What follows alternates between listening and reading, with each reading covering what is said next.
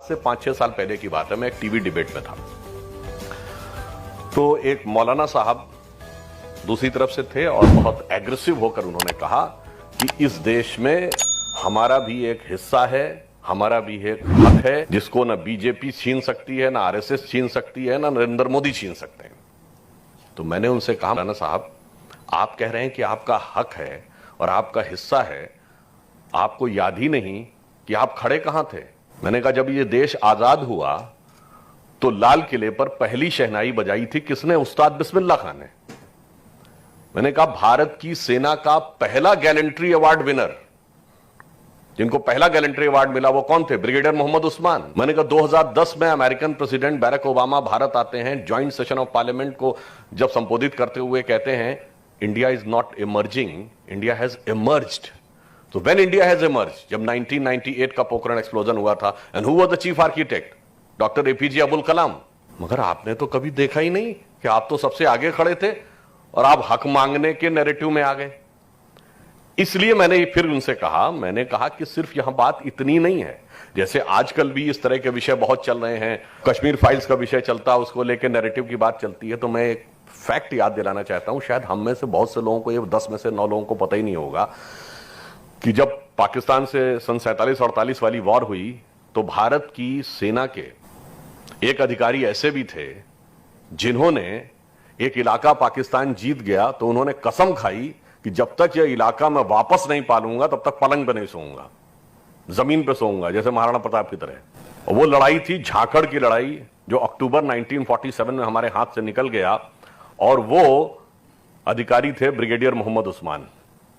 फरवरी 1948 में जब Indian army ने दोबारा जीता तो सबसे पहले उनके सैनिक पास के गांव में गए और जाके पलंग लेके आए। साहब, आपने पहले अपनी वो कसम पूरी करिए, क्योंकि आपने तो कहा था कि हम कभी पलंग पे नहीं सोएंगे। ये नैरेटिव किसी को पता है क्या? अब अगर हमने अपना ही नैरेटिव छोड़ दिया, अपना ही सरमाया छोड़ दिया और हम किसी दूसरे नजरिए में फंस गए, तो हमें उसको दोबारा याद करने की जरूरत है। मैं छोटा सा और फैक्ट बताना चाहता हूं कि बहुत सारी बातें कई बार आती हैं कि अगर ये पूछा जाए कि उस मुस्लिम साइंटिस्ट का नाम बताइए जिसको फंडामेंटल साइंस में नोबेल प्राइज मिला हो, तो वो एक ही हुए, वो तो पाकिस्तान के अब्दुल समद। 1973 में फिजिक्स का नोबेल प्राइज मिला और वो अनडिवाइडेड इंडिया में पैदा हुए थे। किसी को याद ही नहीं, कोई उससे कनेक्ट ही नहीं करता। डॉक्टर एपीजे अब्दुल कलाम से बड़ा साइंसदान पूरे आलम इस्लाम में पैदा नहीं हुआ आज के जमाने में, किसी को कोई कनेक्शन ही नहीं। मैं अगर विनम्रता से पूछूं कि डॉक्टर कलाम के नवाज़े जनाजा में कितने लोग गए थे? नहीं। और बाकियों में जो किसी भी प्रकार के अपराध या आतंकवाद में मुलव्विज हैं, उनके में खूब जाते हैं, खूब खबरें छपती हैं, बड़े बड़े बयान आते हैं।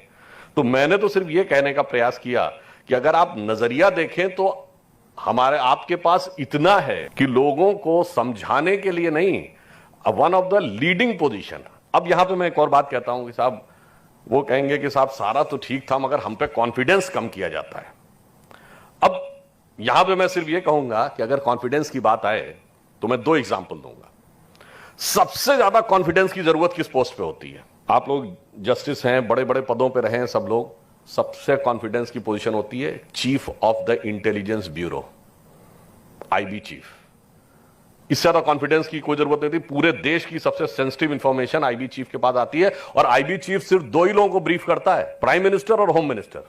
किसी तीसरे मिनिस्टर को ब्रीफ नहीं करता, और बहुत सारी चीजें, जितने कोवर्ट ऑपरेशंस हैं, वो आईबी चीफ चलाते हैं। इसीलिए जब भी कभी सरकार बदलती है तो पिछली सरकार का आईबी चीफ कंटिन्यू नहीं करता है, 2 या 3 हफ्ते में नई सरकार उसे बदल देती, क्योंकि उसे अपने कॉन्फिडेंस का आदमी चाहिए होता है। मगर जब मोदी जी प्रधानमंत्री बने, आप में से शायद कुछ लोगों को याद हो, उस समय भारत के आईबी चीफ कौन थे? श्री आसिफ इब्राहिम। उनके कार्यकाल का 8 महीना बाकी था। 2 साल का फिक्स टेन्योर है आईबी चीफ का, उससे ज्यादा भी नहीं हो सकता, कम भी नहीं हो सकता, क्योंकि पोस्ट ऐसी है। गवर्नमेंट चाहे तो बीच में हटा सकती है। अब 8 महीने उन्होंने पूरी तरीके से कार्य किया, पूरे सम्मान के साथ। कभी आपने इस बात पे ध्यान ही नहीं दिया होगा कि मोदी जी की सरकार में आईबी चीफ मुस्लिम थे। अब आप ध्यान करिए, जब पोखरण एक्सप्लोजन हुआ था, यह पहला 98 का पोखरण एक्सप्लोजन था जो हुआ और अमेरिका को भी पता नहीं लग पाया। पहली बार ऐसा हुआ कि दुनिया में किसी देश ने एटॉमिक एक्सप्लोजन कर दिया और अमेरिका को पता नहीं लगा, वरना 74 में जब हमने किया था तो हमसे पहले, before the government of India announced, Russia ने भी अनाउंस कर दिया था और अमेरिका ने भी अनाउंस कर दिया था कि India has conducted atomic test. आप देखिए नॉर्थ कोरिया में होता है, चाइना भी करता है, तो उससे पहले अमेरिका बता देता है कि चाइना ने फलां जगह किया। यह ऐसा हुआ था, किसी को पता नहीं लगा और इतना गोपनीय, इतना कॉन्फिडेंशियल मिशन था। अटल जी के अलावा सिर्फ 2 लोगों को पता था, उस समय के हमारे डिफेंस मिनिस्टर श्री जॉर्ज फर्नांडिस और डॉक्टर एपीजे अब्दुल कलाम।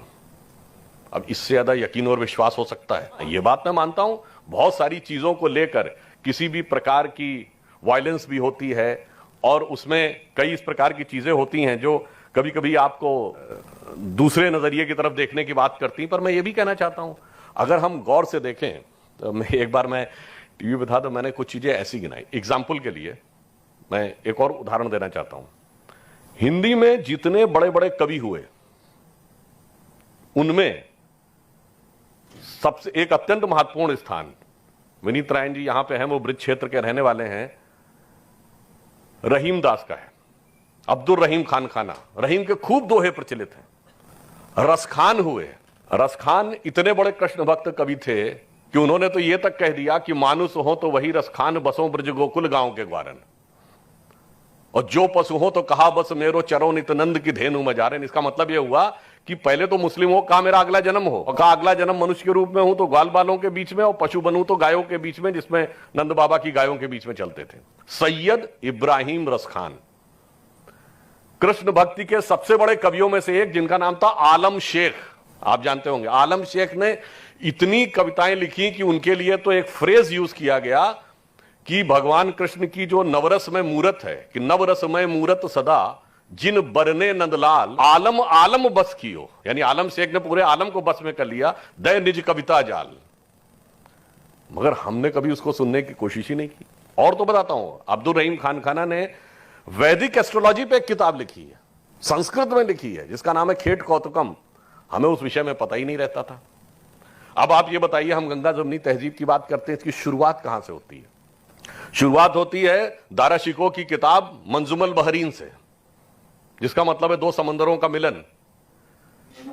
उसी ने सबसे पहले उपनिषदों का फारसी में ट्रांसलेशन कराया और उस किताब का नाम रखा Sirre Akbar, words of the God. वहां से लैटिन में ट्रांसलेट हुआ, लैटिन से जर्मन में आर्थर शोपेनहावर ने ट्रांसलेट किया। आप सोचिए कितनी बड़ी लिगेसी, और उस लिगेसी को हमने बिल्कुल छोड़ दिया। अब हम लोग बहुत सारी ऐसी बात कहते हैं। अभी होली का त्योहार गुजरा है, तो बुल्ले शाह ने तो यहां तक कहा था कि आज होली खेलूंगी मैं रसिया, कह बिस्मिल्लाह। और आगे उन्होंने बोला अलस्तु बि रबिकुम, प्रीतम बोले, सब सखियों ने घूंघट खोले, और नाम नबी की रतन चढ़ी और बूंद पड़ी अल्लाह अल्लाह, आज होली खेलूंगी मैं कह बिस्मिल्लाह। हमने कभी इसकी तरफ ध्यान